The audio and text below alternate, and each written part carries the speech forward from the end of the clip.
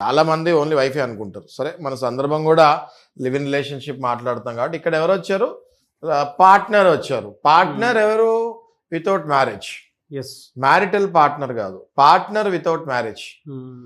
ఇక్కడ ఉంటారు కాబట్టి లివ్ ఇన్ రిలేషన్‌లో అండర్ ద సేమ్ షెల్టర్. ఒకవేళ వాళ్ళు గనుక భార్యాభర్తల్లాగా కలిసి ఆ ఇంట్లో నివసిస్తూ సమాజంలో కూడా వీళ్ళు భార్యాభర్తలు అనే గుర్తింపు పొంది ఒకవేళ అదే ఇంట్లో ఎన్నో ఏళ్లుగా ఉంటే గనక ఖచ్చితంగా ఆమెకి భార్య స్టేటస్లో కొంచెం ఆటోమేటిక్గా పెళ్ళి అవ్వకపోయినా కూడా అప్లికబుల్ అయిపోతుంది అని చెప్తాలో నాకు సందేహం లేదు.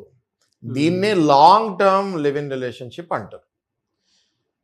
ఆనరబుల్ జడ్జెస్ చూసేది ఏంటి అంటే, న్యాయమూర్తులు చూసేది ఏంటి అంటే, గౌరవనీయులైన న్యాయమూర్తులు చూసేది ఏంటి అంటే, వీళ్ళు గనక ఒకటే షెల్టర్ కింద ఎన్నో ఏళ్ళు కలిసి ఉండి సమాజం కూడా వీళ్ళని భార్యాభర్తే అనుకుంటుంది అనుకుంటే ఖచ్చితంగా ఈమెకి వైఫ్ స్థానం ఇవ్వాలి. డొమెస్టిక్ వైలెన్స్లో ఉన్న సెక్షన్స్ అన్నీ కూడా ఈమెకి అప్లికబుల్ చేయాలి. రైట్ టు రెసిడెన్స్ అంటే ఇల్లు ఇవ్వాలి.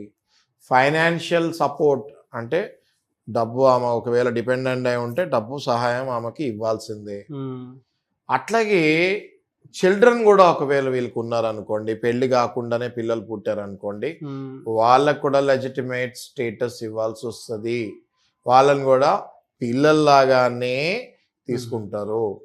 ఆస్తిలో కూడా వాళ్ళకి వాటా ఆటోమేటిక్గా వచ్చే ఛాన్సెస్ తండ్రి దగ్గర నుంచి ఎక్కువ ఉంటాయి. పిల్లలు అనాథ పిల్లలు కారు. వీళ్ళు పెళ్లి చేసుకున్నంత మాత్రాన పిల్లల్ని కనేస్తే వాళ్ళని రోడ్డు మీద పడేస్తే ఛాన్స్ లేదు. తండ్రి ఈయన ఆస్తిలో హక్కు కూడా ఆ పిల్లవాడికి వస్తుంది. ఆ పిల్లవాడిని, తల్లిని, భార్య, పిల్లల్లాగా ఈయన చూసుకోవాలి. ఇంటి నుంచి వెళ్ళగొడటానికి రైట్ లేదు నాగరాజు గారు. సో ఇవన్నీ కూడా లివ్ ఇన్ రిలేషన్షిప్లో అప్లికబుల్ అవుతాయి. చాలా మందికి ఇవి తెలియదు. లివ్ ఇన్ రిలేషన్షిప్ ఇల్లీగల్ కాదు, కానీ మన భారతదేశంలో అది లీగల్ కూడా కాదు. Got it? అండర్స్టూడ్.